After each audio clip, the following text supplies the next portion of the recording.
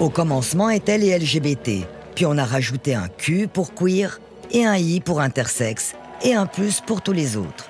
LGBTQI+. Désormais, on reconnaît des sexualités et surtout des genres, bien loin de la binarité classique, homme-femme. Certaines personnes s'identifient à l'autre sexe, d'autres ne se reconnaissent ni tout à fait homme, ni tout à fait femme. Toutes vivent un décalage entre leur sexe de naissance et leur ressenti que l'on appelle dysphorie. Ces personnes forment la communauté trans, une communauté plutôt très jeune qui ébranle notre société. Le phénomène ne concerne qu'entre 1 et 3% des adolescents, mais les consultations de jeunes en questionnement de genre ont littéralement explosé. Je suis un mec trans et aujourd'hui je vais répondre aux questions. Les trans ont leur site, leurs influenceurs, leurs modes et leurs accessoires, comme ici présenté par Transmissy, magasin en ligne très connu des 14-17 ans. La communauté trans se bat pour obtenir une reconnaissance indispensable et elle a obtenu des droits. Aujourd'hui en Suisse comme ailleurs, un mineur en souffrance peut entamer une transition de genre, qu'elle soit sociale et même médicale. Mais les transitions de genre sont parfois des voyages amers. De plus en plus de jeunes, mais aussi de parents et de scientifiques, dénoncent l'usage précipité de traitements médicaux sur des corps inaboutis et des esprits en construction.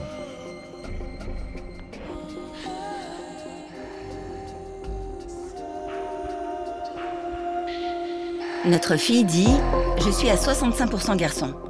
Ça ressemble quand même au résultat d'un quiz. Elle a 15 ans. Je suis passée d'une fille à vraiment un garçon. Je voulais qu'on m'appelle Louis. Il a fallu que je passe par une tentative de suicide pour me libérer de ce truc-là.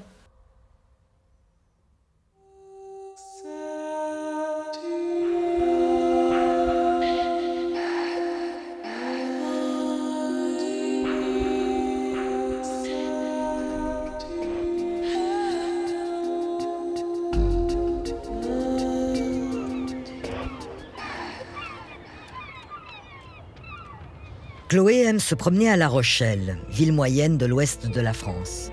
À 22 ans, elle y habite avec sa famille, elle y étudie le droit, elle y est bien. Mais ça n'a pas toujours été le cas. Dès petite, j'étais très garçon manqué. J'aimais pas les jupes, je trouvais ça pas pratique, je trouvais ça complètement débile. J'aimais pas les robes, j'aimais pas le maquillage, j'aimais pas avoir des tresses et tout. Je voulais une queue de cheval et puis c'est terminé. Le reste, ça me saoulait. J'avais vraiment un caractère qui n'était pas féminin, qui n'était pas le caractère de la petite fille toute gentille, tout ça. C'était tu m'énervais, tu dégageais en fait. J'ai toujours été seule. Seule et victime de harcèlement. Au collège, j'ai jamais eu réellement de cercle d'amis. J'étais très renfermée, je passais mes journées dans ma chambre et je passais vraiment ma vie sur mon ordinateur. Mais la rencontre avec une bande d'ados va l'éloigner de son écran. Et je me disais, mais enfin j'ai trouvé un groupe. C'est pas trop tôt. Un groupe comme moi, qui mettait pas forcément de maquillage, qui s'habillait avec des pantalons et pas forcément des jupes ou des robes. J'apprends qu'elles sont un peu... Il y en a certaines qui se disent non-binaires, il y en a qui se disent hommes au lieu de femmes, il y en a j'oublie les mots, mais qui sont vraiment... qui refusent de s'identifier en tant que femme ou en tant qu'hétérosexuel. Et vraiment, je commençais à faire comme ce groupe. Elle respirait, elle mangeait, elle vivait transactivisme, LGBT, tout ce milieu-là, wokiste. C'est vraiment, je commençais à être pareil.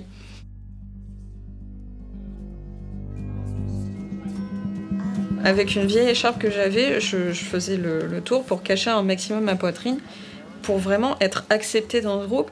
Et j'étais persuadée que c'était elle les gentils et le reste du monde était l'ennemi. J'avais l'impression, pour moi, hein, clairement, qu'elle était rentrée dans quelque chose qui était de l'ordre du sectaire. Moi, j'avais vraiment le sentiment qu'en fait, elle me ressortait des discours qu'elle entendait, mais que c'était pas sa propre réflexion, et je me disais, et que c'était pas elle, en fait. Vraiment, au fond de moi, je savais, j'avais le sentiment que c'était pas elle. Oui, j'avais cette culpabilité de me dire, mais qu'est-ce que j'ai mal fait dans mon éducation que je lui ai donnée pour qu'elle ne soit pas capable de se rendre compte qu'elle est sous emprise. Chloé est particulièrement attirée par une de ses nouvelles amies. À 16 ans, elle en déduit qu'elle est homosexuelle. C'est là où vraiment je refusais. J'avais fermé toutes les portes à ma famille. Je n'avais dans ma vie plus que ce groupe et cette fille avec qui j'étais en couple. Pour moi, c'était l'amour de ma vie. Je voulais vivre toute ma vie avec elle. Et cette fille a commencé à s'affirmer en tant que trans. Elle m'a dit qu'elle allait faire la transition pour devenir un homme. Elle allait prendre des hormones, elle allait faire une mammectomie, elle a changé son prénom.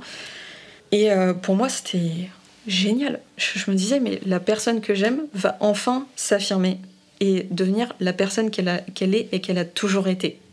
Et là, je me suis dit, waouh, c'est-à-dire que je voyais bien le truc se faire. C'est la copine dit, je suis lesbienne. Du coup, une semaine après, Chloé dit, je suis lesbienne.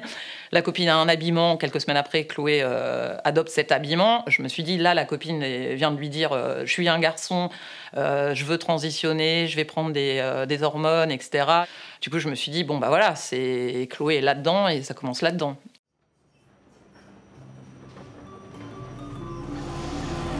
Et puis la vie de Chloé va s'effondrer. Du jour au lendemain, son amie la quitte sans explication. La violence de la rupture bouscule toute sa vie. Il a fallu cet élément déclencheur pour que je me rende compte de toute la manipulation dont j'avais été victime, de l'influence que ce groupe avait eue. Le fait qu'on bombarde sur les réseaux sociaux, à la télé, dans les cercles sociaux, partout en fait, à l'école, ça commence, qu'on bombarde de cette idéologie transactiviste et wokiste très, de non-binarité, on veut pas de genre. Non, enfin, pour moi, c'est très mauvais parce que pour des personnes qui sont en train de se découvrir, qui n'ont pas réellement les cartes, qui n'ont pas la connaissance, quand on a 13 ans, 14 ans, je suis désolée, mais c'est impossible de savoir réellement.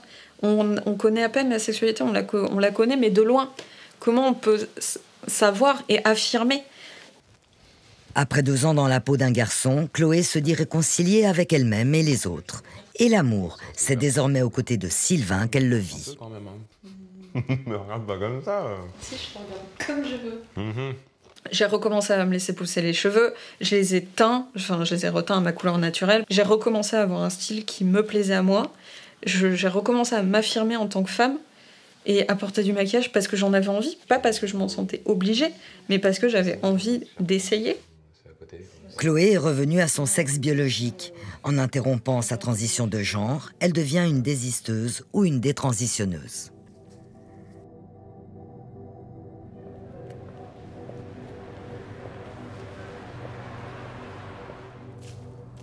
Nous avions connaissance d'expériences de détransition en Suisse également, mais nous nous sommes heurtés à une crainte impressionnante de parler. Et puis Jess s'est manifestée. Elle est à peine majeure, elle vit en Suisse romande. Comme Chloé, elle a fait une transition sociale, mais elle se sentait prête à aller plus loin. Je commence à me dire, peut-être qu'en fait, j'ai pas vraiment envie de prendre des hormones. Mais je garde quand même ce rapport à mon corps qui est compliqué. Donc je me dis que j'aimerais quand même me faire opérer de la poitrine. Mes parents me demandent de prendre le temps d'avoir une discussion pour faire le point sur la situation. Ils me disent, voilà, on t'a accompagné dans toutes les démarches qui sont quelque part réversibles, mais maintenant tu vas t'entamer dans quelque chose qui sera que partiellement réversible ou irréversible, et là il faut que tu attendes. Là, on n'en peut plus. Quand j'avais, je pense, 13 ans, je savais déjà que j'étais attirée par les filles et puis en parallèle à ça, j'étais pas mal sur les réseaux sociaux. J'ai commencé à me familiariser un petit peu avec la communauté LGBT et puis c'est par là que j'ai pris connaissance de l'existence de la transidentité. Et à partir de là, j'ai lu beaucoup de témoignages. Puis au bout d'un moment, c'était pas tout de suite un questionnement sur mon genre, mais il y a eu un inconfort qui est arrivé par rapport à ma féminité. Je me souviens en tout cas d'un jour où j'étais en robe et en talons et tout d'un coup il y a eu un espèce de blocage et je me suis dit c'est beaucoup trop, je suis beaucoup trop féminine là maintenant et ça va pas du tout. C'est pas moi, ça me correspond pas. Parfois, je lisais des témoignages et je commençais à ressentir de la dysphorie par rapport à des choses dont je n'avais même pas conscience avant. Et tout à coup, je me disais « Ah, mais ça, c'est vrai !» Et puis, je commençais à me sentir encore plus mal. Alors, voilà. J'ai commencé à me rendre compte que j'étais contente quand les gens dans la rue me prenaient pour un garçon parce que j'avais les cheveux courts. Et donc dans ma tête, assez simplement, c'est faite la déduction que s'il n'y a aucun truc de fille, entre guillemets, qui m'intéresse, c'est que je dois pas en être une. Alors Jess s'installe dans sa nouvelle identité, même si parfois un doute la titille. Elle vit en garçon et porte un binder, sorte de bande qui comprime ses seins. Pour les copains, il n'y a pas de problème, pour l'école non plus. Seuls ses parents s'opposent à ce qu'ils considèrent une fuite en avant, motivée pour d'autres raisons qu'une transidentité. Elle est suivie par une association d'aide aux jeunes trans et un psychiatre spécialisé. La jeune fille affirme qu'après une poignée de consultations en tête-à-tête, il lui délivre le certificat donnant accès à des hormones sexuelles masculines. L'adolescente est satisfaite, ses parents désespérés. Et puis quelques mois avant sa majorité, Jess n'est plus sûre de rien. Je commence à me rendre compte que mois après mois, alors je ne porte plus mon binder. Petit à petit, je me sens de moins en moins confortable avec le fait d'être vue comme un garçon. Et ça me fait déjà beaucoup de bien, car je me dis que quelque part, j'ai l'impression de ne plus devoir prouver que je suis un garçon, de plus devoir performer, on va dire, dans ce genre-là. Et je me dis, ben voilà, je ne suis pas un garçon. Je ne me sens pas fille non plus, mais je ne suis pas un garçon.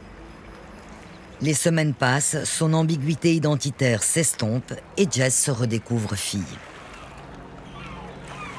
Et je fais un mail commun à tous mes profs et j'envoie un message à tous mes amis et puis je leur dis, ben voilà, je ne suis pas un garçon en fait.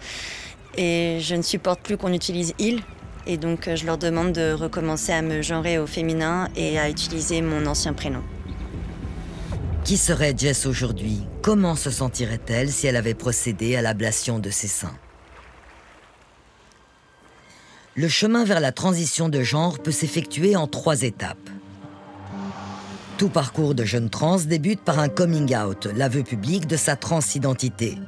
L'ado peut alors s'orienter vers une transition sociale, c'est-à-dire un changement de nom et d'apparence. Pas de limite d'âge pour cela.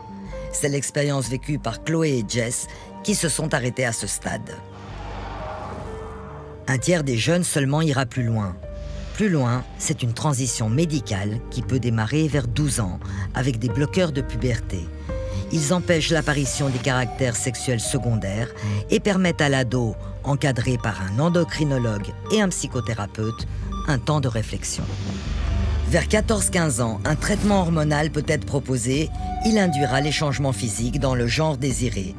Toujours avant la majorité et avec l'accord des parents, l'ablation des seins est possible. Toutes les autres chirurgies, ablation du système ovarien et de l'utérus, transformation des organes génitaux, ne sont possibles qu'à partir de 18 ans et sont rares. À noter que tous les choix corporels sont envisageables. On peut par exemple vouloir enlever ses seins et garder un sexe féminin. En Suisse comme ailleurs, la prise en charge des jeunes trans suit les directives de l'Association mondiale des professionnels de la santé des personnes transgenres. Son approche est dite transaffirmative.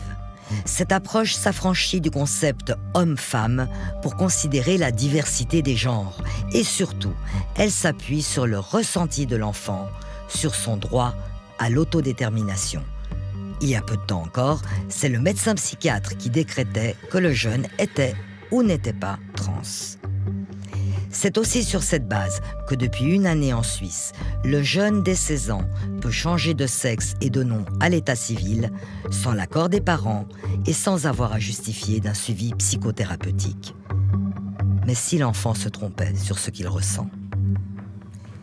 La sacro-sainte parole de l'enfant interroge Samuel Vessière. Installé à Montréal, au Canada, cet anthropologue étudie le phénomène trans depuis de nombreuses années. on saurait que nous sommes une personne de l'autre sexe enfermée dans le mauvais corps. Et là, si vous voulez, il y a quand même quelque chose sur le plan ontologique qui est très très flou, qui est très très bizarre. L'identité n'est pas une entité qui est objectivement diagnosticable, comme une tumeur, par exemple. L'identité est effectivement un phénomène qui est partiellement socialement construit, qui est partiellement métaphysique, qui est instable, qui est sujet à des influences sociales en tout genre qui changent.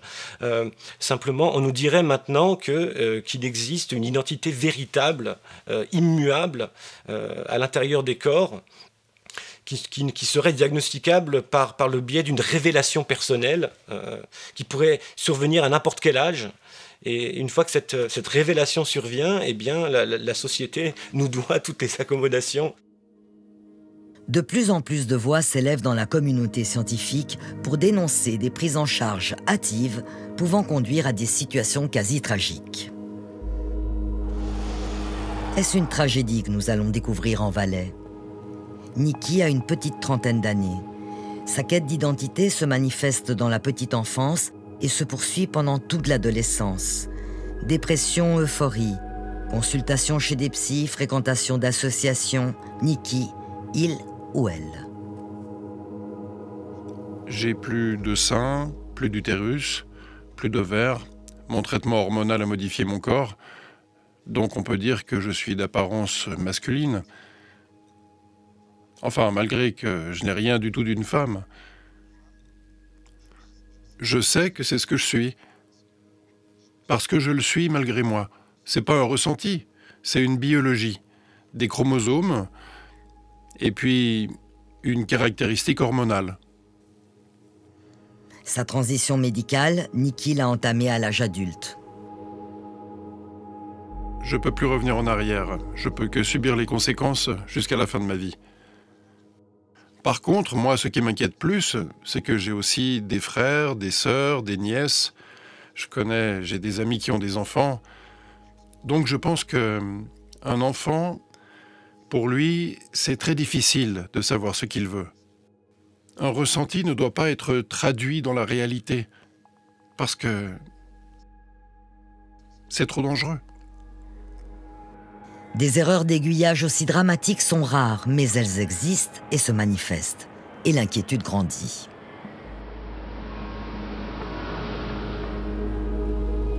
En mars 2021, la Suède, qui est un pays pionnier dans la reconnaissance des droits des personnes trans, décide de rétropédaler. L'hôpital Karolinska, référence dans la prise en charge des mineurs trans, renonce à administrer des hormones. Trop de risques d'effets secondaires et trop de risques que la transidentité ne masque en fait d'autres troubles. Et puis la courbe des consultations est si exponentielle qu'une partie de l'équipe médicale s'en inquiète. En écho aux scientifiques, des parents s'organisent un peu partout en association, portés par les témoignages encore timides, mais toujours plus nombreux, de jeunes qui décident de détransitionner, comme ici une jeune Québécoise. Mais ouais, c'est ça, on est là pour faire un petit update aujourd'hui. Donc, ceux qui sont déjà mis Facebook avec nous ou qui nous suivent sur Instagram, vous savez probablement déjà la nouvelle. Moi, personnellement, vous avez peut-être remarqué que ces derniers temps, je suis plus féminine, que je porte souvent des vêtements typiquement filles, que je porte plus de binder. Donc, vous avez sûrement remarqué ça, puis peut-être que vous vous posez des questions. Donc, dans le fond, c'est parce que je me suis trompée. Donc, je suis pas un garçon, je suis une fille. À 100%. Depuis 3 ans en Suisse, des parents inquiets sont regroupés au sein de l'AMQG, l'association pour une approche mesurée des questionnements de genre chez les jeunes. David en fait partie. Et c'est un véritable bras de fer qui l'oppose aujourd'hui aux autorités scolaires du canton de Vaud. David est séparé de sa femme, la communication parentale est difficile. Dans ce contexte, sa fille, qui souffre d'une paralysie partielle, subit à 12 ans une opération de son pied. Elle en attend beaucoup, ça ne donne pas grand-chose. L'ado développe alors une phobie scolaire pendant de longues semaines.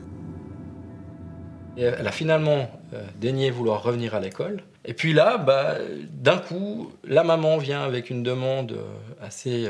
c'est là où la démarche a débuté, en fait, en disant elle veut bien revenir à l'école, mais il faut l'appeler il, et puis il faut lui dire... Ça a été tout de suite dans une direction très affirmée, en fait. Moi, j'ai essayé de freiner en disant « Non, mais attendez, il y a quelque chose qui joue pas. On vient de A à B en l'espace de 2 secondes avec une demande qui déjà, moi, j'en fais pas partie du tout. Et je pense qu'il y a un problème qui est beaucoup plus complexe. Et puis, il faut aller chercher plus loin que juste dans cette demande de changement de genre, parce que c'est quelque chose de très fort quand même. » Il y a un questionnement de savoir aussi d'où ça vient finalement. Parce que pourquoi est-ce qu'on passe d'un coup finalement de quelque chose d'aussi tranché, avec une demande aussi forte, quand on n'en a pas discuté avant. Par la suite, j'ai venu quelques fois à la maison, on a pu en discuter entre 4 yeux. C'est là où j'ai appris qu'elle avait fait des connaissances pendant son flux scolaire sur Internet, sur les réseaux, avec des différentes personnes trans. Donc je pense que ça a eu un impact assez fort aussi.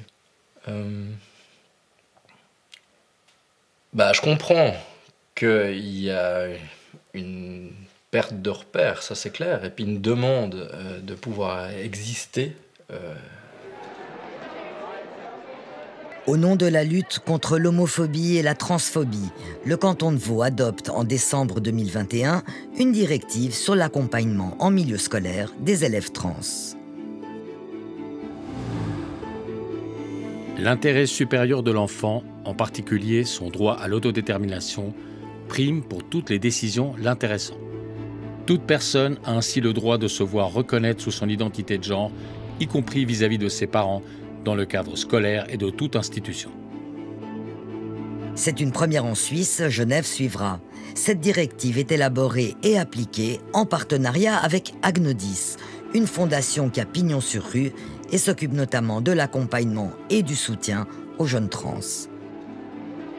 Parmi les mesures phares de la directive, il y a l'obligation pour l'école d'utiliser les noms et pronoms choisis par l'élève.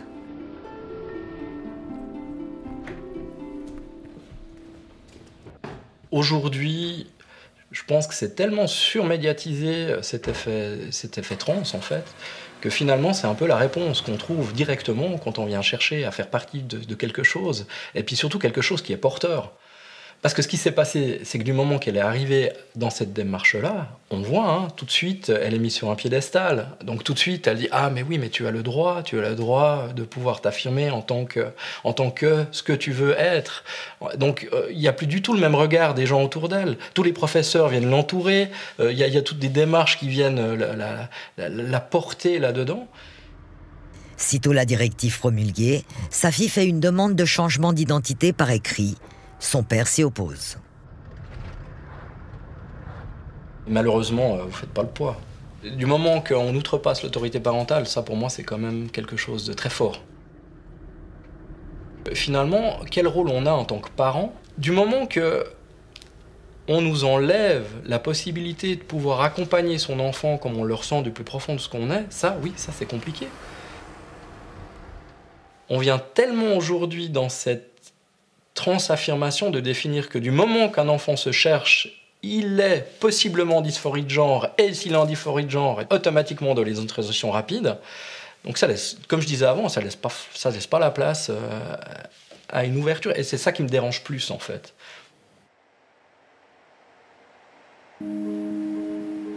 Au sein de l'école vaudoise, c'est donc la fondation Agnodis qui pilote l'accompagnement de l'élève trans dans un esprit de dialogue avec les parents.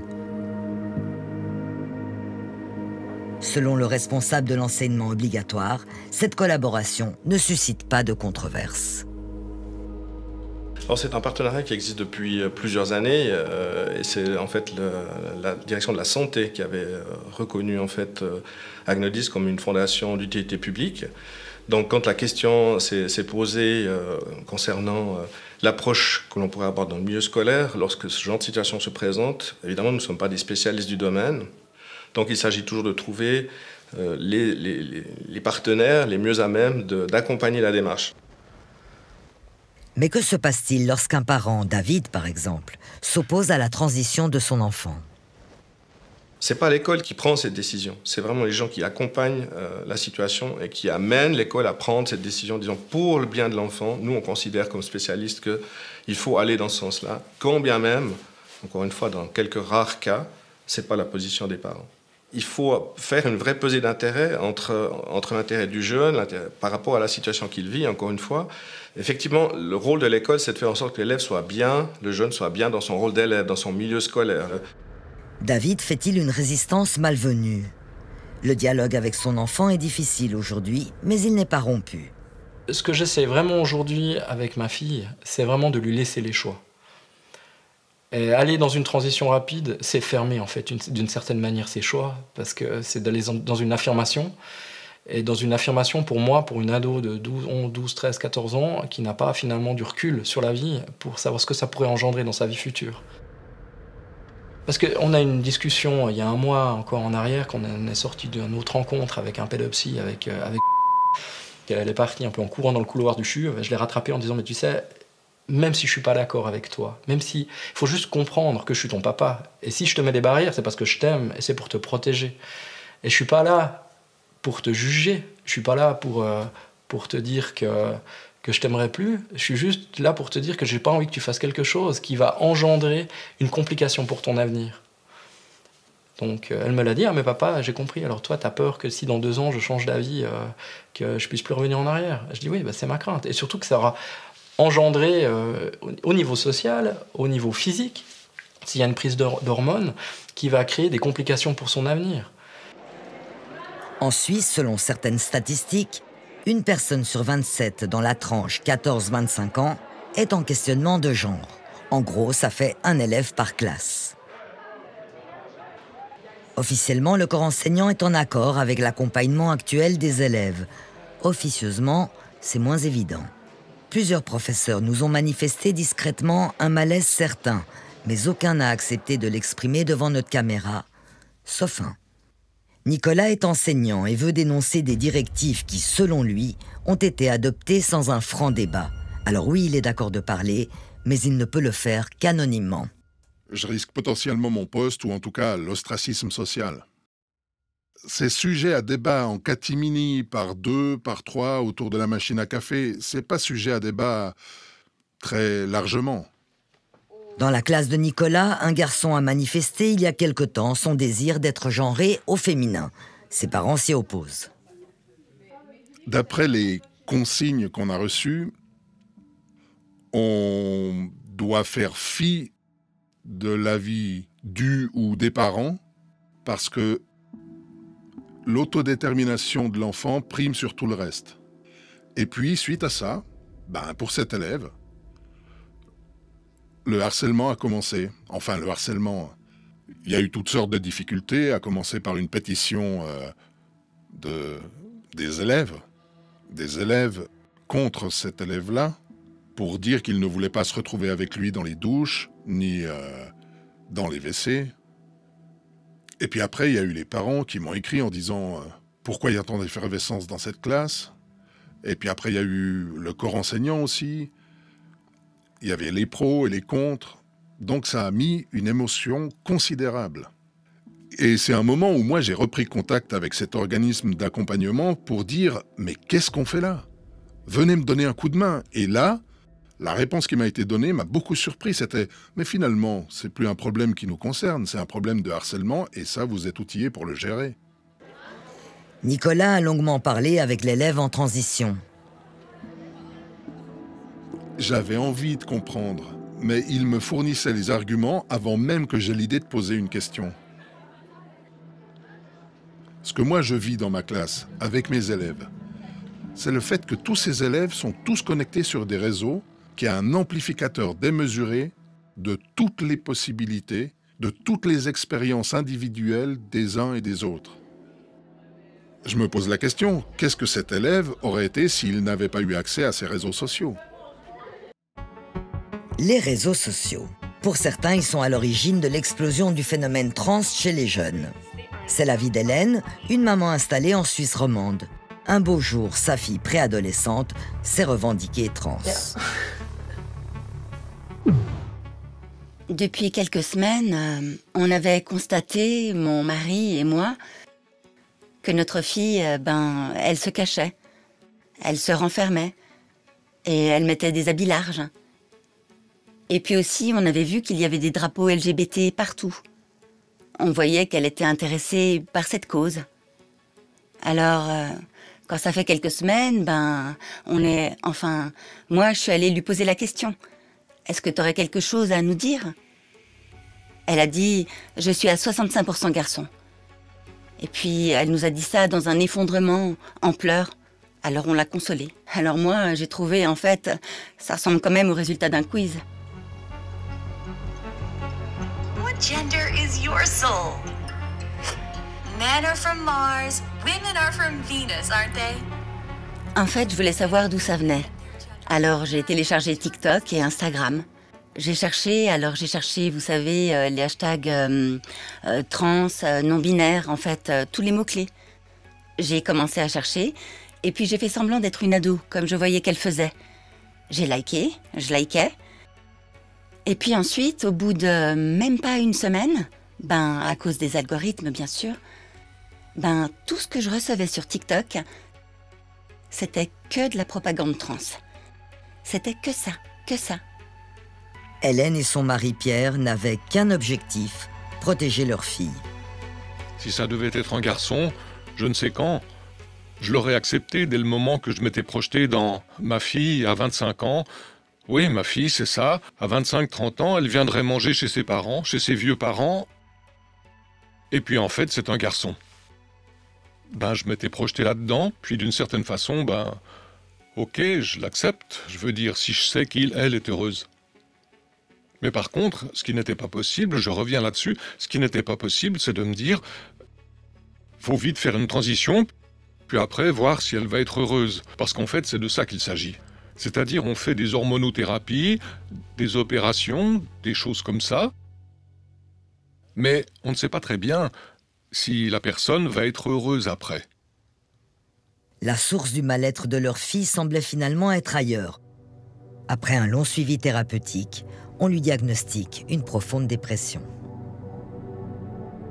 Hélène, comme d'autres parents, dénonce la transidentité comme la réponse quasi automatique à tous les maux. La réponse à la mode, en fait.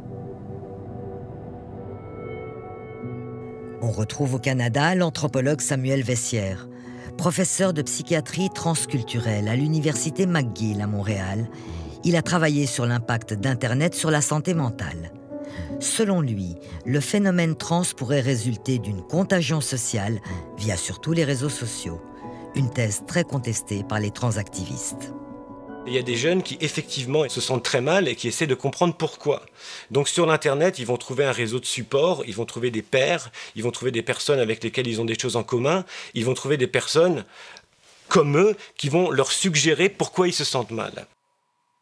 Donc ce que certains d'entre nous dans la communauté de recherche en sciences sociales, ce qu'on remarquait surtout sur les campus universitaires, c'était une espèce de perte de confiance généralisée chez les jeunes autour de l'identité du genre, autour de comment être un homme, autour de comment être une femme. On remarque que les jeunes, surtout les jeunes de la génération Internet née après 1994, souffrent de troubles de santé mentale beaucoup plus que les générations précédentes. Et ça aussi, on ne sait pas pourquoi. On sait que nos sociétés sont très polarisées. On ne sait pas forcément pourquoi. Mais si vous voulez, en sociologie, on parle de l'anomie, de la désintégration des liens sociaux, des repères collectifs. Et on sait que cette anomie a tendance à être associée avec des troubles de santé mentale en tout genre. Pour moi, c'était pas anodin que ce phénomène arrive aussi à peu près en même temps que le phénomène MeToo. Beaucoup d'anxiété autour de ces questions. Lorsqu'il publie son article sur la contagion sociale dans la prestigieuse revue Psychology Today, Samuel Vessière ne s'attendait pas à la violence de la réponse. Vraiment quelques minutes après que mon article ait été publié en ligne, il y avait déjà le début d'une pétition qui demandait aux éditeurs de Psychology Today de retirer mon article. Donc c'est sûr que j'ai reçu des commentaires me disant que j'étais un bourreau d'enfants, un tortureur d'enfants, que je devrais aller en prison. Et puis très rapidement, certaines personnes du milieu militant se sont organisées pour pétitionner donc mon université et mon administration. Donc ça a été le premier épisode. Il y aura un second épisode lorsqu'il tente d'organiser une conférence avec un sexologue connu, contesté par une partie de la communauté trans. J'ai eu quand même beaucoup de pression de mes administrateurs. On a dû faire venir des gardes de sécurité parce que l'université avait très peur qu'il y ait de la casse. Et finalement, les militants, comme ils ont organisé une petite manifestation pacifique dans ce qu'on appelle un safe space, un espace sécuritaire, donc pour les personnes qui se seraient senties violentées par cet événement. La violence du débat autour de la question trans nous a frappés. Cette communauté est encore régulièrement stigmatisée. C'est un fait à combattre sans nuance. Mais du coup, tout questionnement sur l'approche transaffirmative se transforme en exercice périlleux. L'extrême droite n'est jamais loin pour récupérer à sa sauce la plus légitime des questions. À l'exact opposé, les transactivistes considèrent comme suspecte toute interrogation qui sera vécue comme une attaque et taxée de transphobe. Quand on va questionner l'explication que les gens apportent à leur souffrance et surtout leur statut de victime, c'est là qu'on va susciter en fait les pires violences. Et le piège doré en fait de l'explication transgenre, c'est qu'on offre aux jeunes l'opportunité d'être une victime sacrée, d'être une victime, et ça c'est vraiment très très tentant. Et donc on a touché donc ceux qui ont osé en fait questionner ce postulat de l'état de victime, même quand on le fait de manière bienveillante en disant mais bien évidemment je sais que tu souffres, bien évidemment on peut essayer de comprendre ce qui se passe, tu n'es pas obligé de décider tout de suite, mais ça de questionner ça, le point central de cette narration, de ce récit de l'état de victime, ça suscite toujours des grandes violences. À Genève aussi, le monde académique a été secoué. En avril dernier, notamment, une quinzaine de militants trans et de sympathisants interrompt une conférence qui se tient dans les locaux de l'Université de Genève. Il s'agit de la présentation d'un livre traitant de la médicalisation précoce des enfants trans, organisé par le Centre de psychanalyse suisse romande. Pour les manifestants, il s'agit d'un propos transphobe. Le débat semble bloqué, confisqué, ce qui n'étonne pas Nikki, qui fait face à son histoire toute seule. Moi, si aujourd'hui je vais dans un groupe trans et que je parle de mes doutes, que je critique ou que j'émets une notion de prudence ou de fait de ne pas nuire, eh bien, je vais être traité de transphobe, même moi-même. Et du coup, je n'ai plus été me confronter à ces milieux-là, parce que c'est des milieux opaques. Ils sont fermés à toute critique. On ne peut pas remettre en question leur représentation du monde. Nous avons également rencontré des difficultés dans la réalisation de notre reportage. Les interlocuteurs utilisant l'approche transaffirmative ont tous renoncé à s'exprimer devant notre caméra, parfois même après nous avoir accordé une interview filmée. Il s'agit d'entités officielles, telles la Fondation Agnodis et le Centre 3 à Lausanne, mais aussi l'association Le Refuge, l'association Transparent, les HUG et le département de l'instruction publique à Genève. Par courriel, certains nous ont reproché notre attitude professionnelle qui ne serait pas, selon eux, neutre ou éthique. Ils nous accusent de parti pris dans le traitement du sujet et insistent sur le mal que cette médiatisation ferait aux jeunes trans. La Fondation Agnodis qualifie de très controversée la question de la détransition. Selon son propre listing, seules 2 personnes sur 500 auraient décidé d'arrêter leur transition, car, explique la Fondation, leur quotidien était devenu un enfer à cause de la transphobie.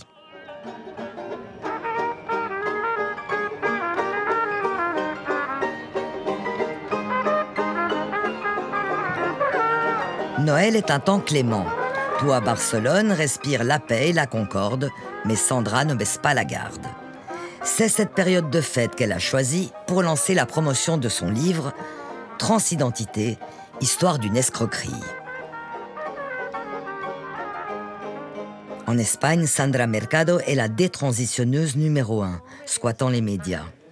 Elle est devenue la grande pourfendeuse de ce qu'elle appelle la dictature trans.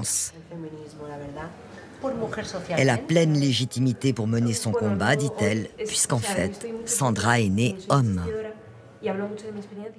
En réalité, j'ai une prostate. Je n'ai pas d'ovaire. Dès lors, biologiquement, on peut dire que je suis clairement un mensonge.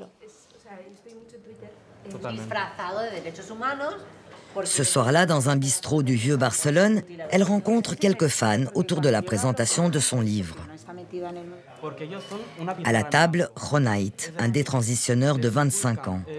Il se pensait femme, mais a finalement décidé de s'accepter en tant qu'homme, homosexuel et efféminé. De son passage par l'hormonothérapie, il a notamment gardé des seins.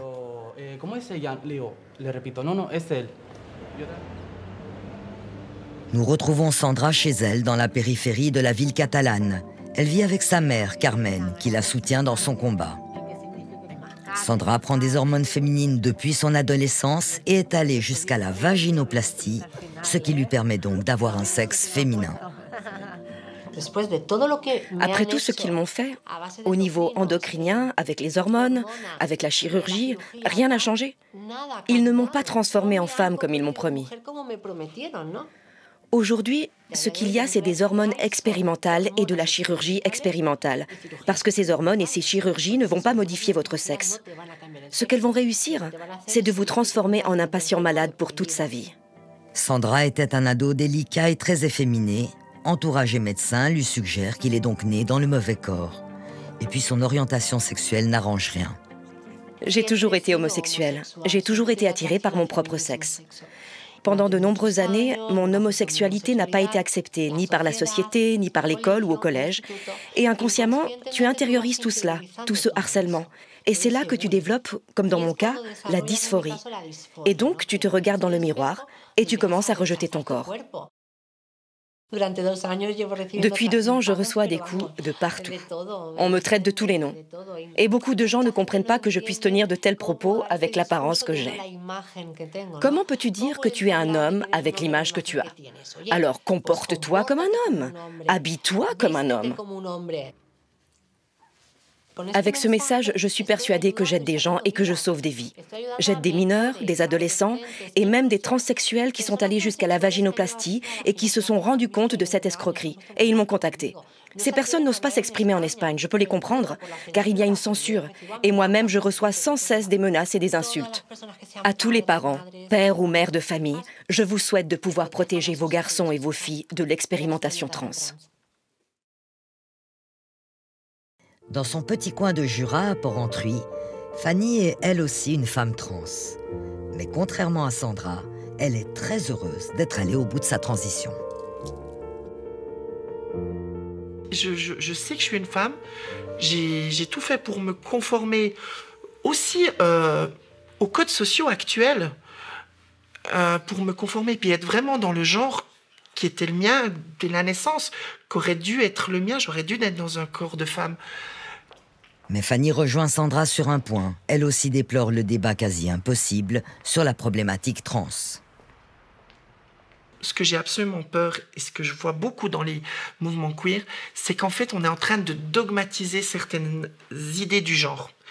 Et la dogmatisation des idées du genre rend le débat impossible. Parce que tout de suite, si on ne rentre pas dans certaines idéologies, on est traité de transphobe, on est traité d'homophobe, et on rentre dans ces raccourcis qui coupent le débat. Et pour moi, le débat, il est fondamental.